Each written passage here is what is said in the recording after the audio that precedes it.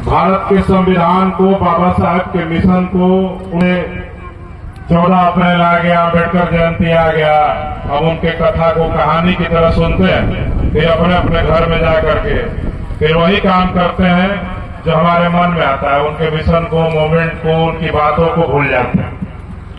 अगर उनकी बातों को याद रखते तो भारत संविधान से चलता है, और उस संविधान को बाबा साहब डॉक्टर अम्बेडकर ने बनाया, जिसको हम लोग अपना पुरखा कहते हैं, अपने महापुरुष कहते हैं, अपने बाप दादा परदादा कहते हैं।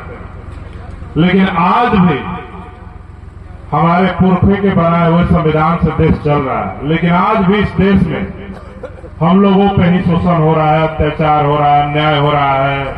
आपके आरक्षण को छीना जा रहा है, आपकी नौकरियों को छीना जा रहा है, आपके बच्चों की छात्रवृत्ति खत्म कर दी जा रही है, और आए दिन आपके ही हक अधिकारों को कुचलने का काम किया जा रहा है। तो हम पूछना चाहते हैं कि बाबा साहब का संविधान को जिंदा रखने में हमारा क्या योगदान है, उनके सपनों को जिंदा रखने में हमारा क्या योगदान है। कहते हैं कि हम बहुजन समाज के लोग हैं, मूल निवासी, देश में सबसे बड़ी आबादी हमारी है। अरे भाई, जब आपकी आबादी इतनी बड़ी है तो आपके आरक्षण पे हमला कैसे हो जा रहा है, संविधान पे हमला कैसे हो जा रहा है, आपके बहन बेटियों की तरफ कोई आंख कैसे उठा दे रहा है। ये बात आप सबको समझने की आवश्यकता है। अगर हम सब लोग संविधान के महत्व को समझ गए होते तो मुझे लगता है कि सुप्रीम कोर्ट से लेकर हाई कोर्ट तक, सचिवालय, प्रधानमंत्री कार्यालय, जिला जो डीएम का, एसपी का कार्यालय, वहां पे सब बहुजनों का ही दबदबा होता है। लेकिन क्या आप ईमानदारी से बताइए, कब्जा है हमारा कहीं पे? है कब्जा? नहीं। सब जगह कब्जा किसका है?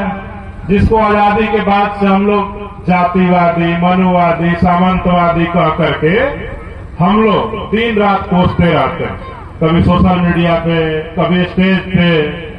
लेकिन जिसको हम लोग कोसते रहते हैं उनका दबदबा सब जगह क्यों है? ये बात आप सबको समझने को हो सकता है। बाबा साहब ने जब भारत आजाद हुआ तो भारत को संविधान दिया, और उस दिन से ये देश संविधान से चलने लगा। तो सबसे पहले इस देश के जिन तबकों को आप गाली देते हैं, अपशब्द कहते हैं, उनका अपमान करते हैं, वो लोग आपको कुछ जवाब नहीं देते, चुपचाप अपना काम करते रहते हैं। उन लोगों ने देखा कि अब से पहले भारत मनुस्मृति से चलता था, अब भारत आजाद हो गया, भारत अम्बेडकर साहब के बनाए संविधान से चलता है। तो उन लोगों ने जितना अपना पोथी पतरा था, रामायण, महाभारत, पुराण, कौन कौन चालीसा था, सब फेंक दिया। उन लोगों ने क्या पढ़ना शुरू किया? भारत का संविधान पढ़ना शुरू किया। तो आज जब उन लोगों ने संविधान पढ़ना शुरू किया था, आज उनका देश के हर क्षेत्रों में दबदबा बरकरार है, चाहे बिजनेस का क्षेत्र हो, चाहे न्यायालय का क्षेत्र हो, या राजनीति का क्षेत्र हो, या कोई भी क्षेत्र हो, सांस्कृतिक क्षेत्र हो, आर्थिक क्षेत्र, उन लोगों का दबदबा बरकरार है।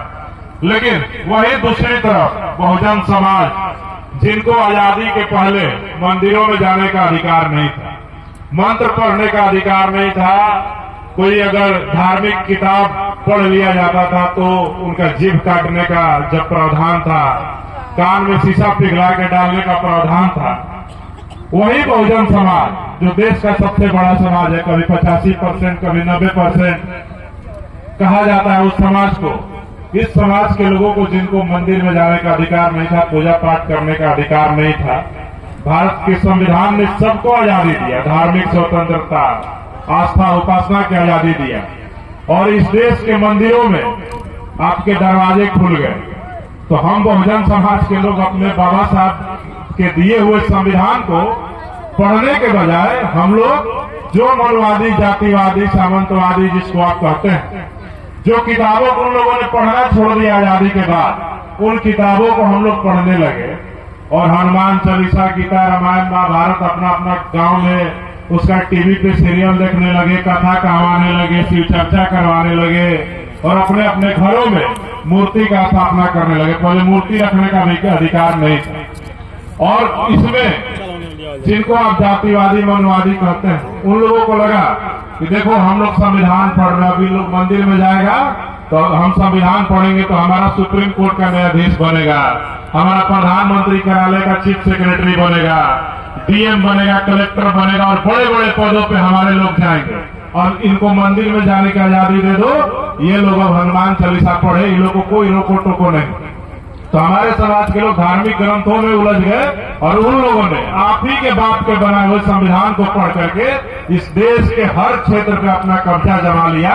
और हम सब लोग आज भी धार्मिक गुलामी में कैद होकर के, अंधविश्वास में कैद होकर के सिर्फ और सिर्फ 14 अप्रैल को बाबा साहब अम्बेडकर को याद करते हैं, उनकी बातों को याद करते हैं, उसको जीवन में उतारने का काम नहीं करते हैं। जिसका कारण यह है कि आज भी हमारा समाज धार्मिक गुलामी के जंजीरों से बंधा हुआ है, जकड़ा हुआ है और इसको निकालने के लिए दिन प्रतिदिन हम जैसे युवा लाखों की संख्या में प्रयत्न करते रहते हैं। लेकिन सच्चाई कहा भाई रवि जी ने अपने बात के दौरान कि जब हम लोग आपस में बैठते हैं तो हम सब कहते हैं कि हम भी अम्बेडकरवादी, हम भी अम्बेडकरवादी। जब घर जाते हैं तो माँ कहती है कि नहीं, हम अम्बेडकरवादी नहीं, यहाँ पे पूजा करेंगे दुर्गा जी का, लक्ष्मी जी का, सरस्वती जी का, शंकर भगवान का। तो घर में सब अम्बेडकरवादी का हवा निकल जाता है। तो अब आप सबको जो माताएं बहनें यहाँ पे बैठी, आप सबको सोचने समझने की आवश्यकता है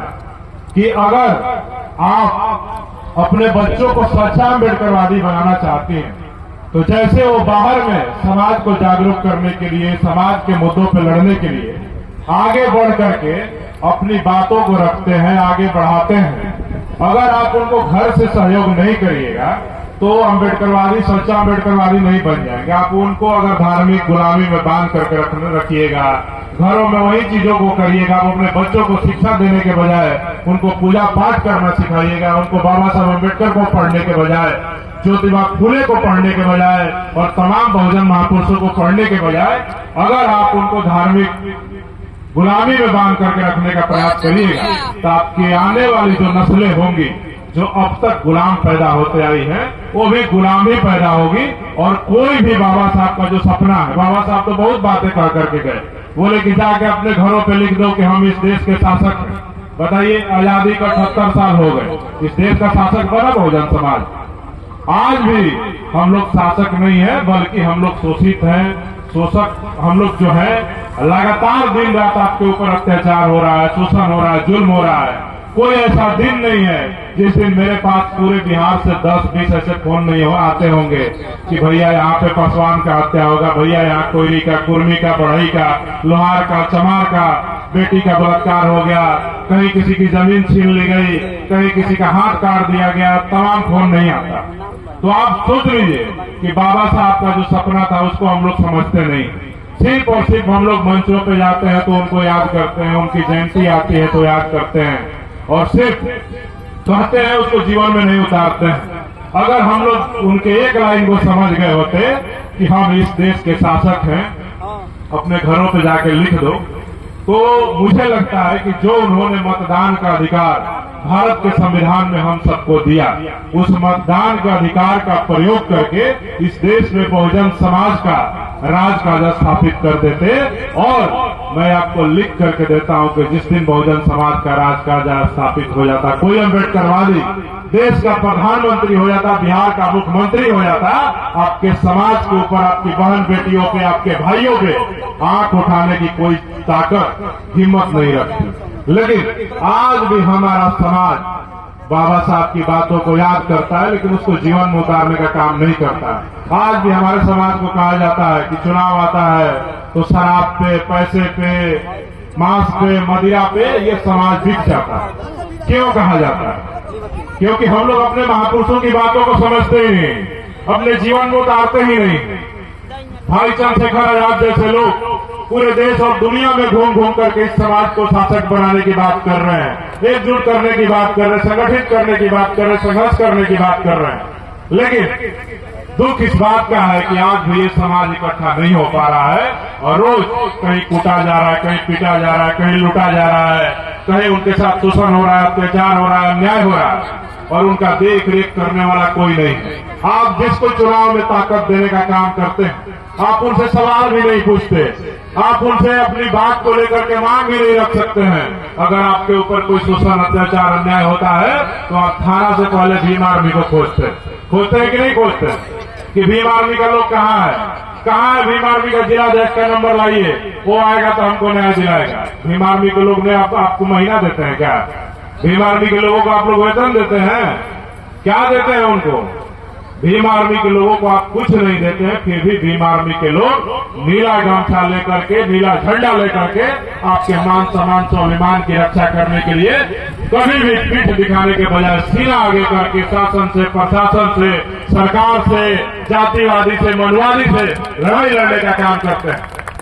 लेकिन जब चुनाव आता है फिर आप भूल जाते हैं भीम आर्मी को। उस समय आपको कोई आएगा रामविलास पासवान जी का बेटा, कोई आएगा लालू जी का बेटा, कोई उपेंद्र कुशवाहा का बेटा आएगा, कोई शकुनी चौधरी का बेटा आएगा और कोई नीतीश कुमार का बेटा आएगा, तो उस समय आप वो लोग भूल जाइएगा, उनको आप वोट देने की बात करने लगिएगा।